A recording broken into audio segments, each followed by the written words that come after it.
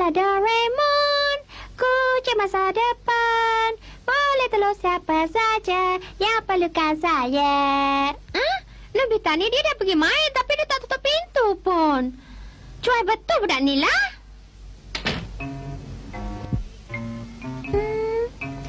Awak tak keluar rupanya. Saya mesti siapkan kerja sekolah.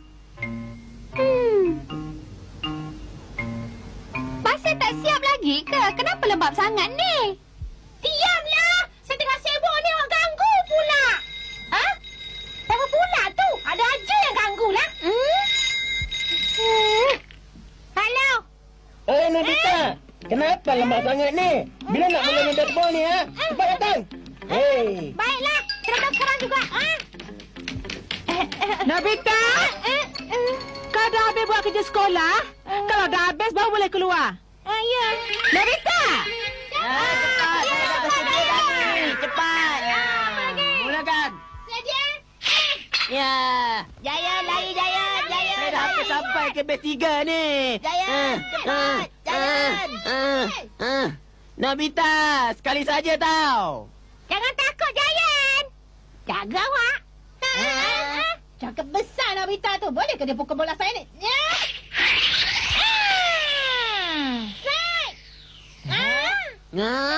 Maaflah, kalau ni mesti boleh.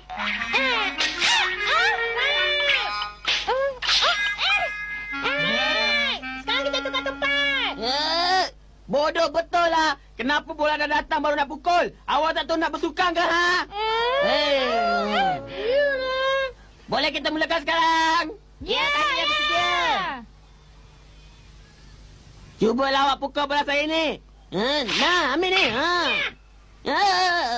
Nobita, lari Nobita belakang. Cepat, cepat. Kita menang. Awak ni memang tak guna betul lah, Nobita. Nobita. Lebih baik awak jangan main. Menyusahkan orang saja. Pergi baliklah. Nobita. Shizuka, sebenarnya dia orang semua tu. Saya tak cari mereka. Saya nak awak pulangkan buku yang awak pinjam tu. Maaflah, saya baru baca separuh aja, Shizuka. Belum habis lagi lembabnya. Cepatlah habiskan baca buku tu. Shizuka pun cakap saya ni lembab. Sampai hati pun kata saya lembab. Salah, jangan menangis lagi. Masa? Awak masih menangis lagi ke? Mari kau tahu ke sini. Air mata saya berhenti di udara. Kenapa ya? Dengan jam ni, kita dapat berhentikan masa. Kalau saya tekan balik, ia akan berjalan seperti biasa. Dia dah hilang. Pinjam ya. Kalau dah terlambat, gunakan alat ini. Semuanya akan berhenti. Dan kalau awak nak buat kerja sekolah, berapa lama pun boleh. Tak siapa pun tahu. Kalau macam ni seronoklah saya nanti Doraemon. Tapi awak tak boleh memekkan orang. Tinggal ya. Saya dah punya kerja je lah. Saya kenapa dengan awak ni Doraemon? Doraemon!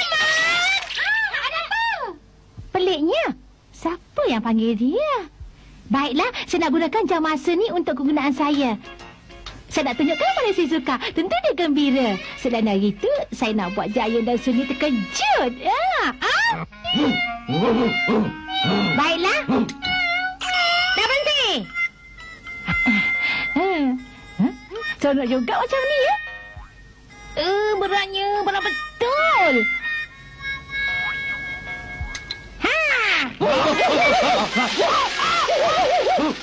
Alah, pada dengan lawan kau sekarang.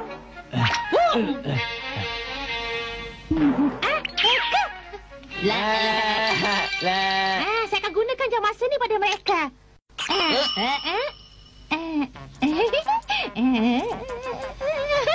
Gaya betul mereka.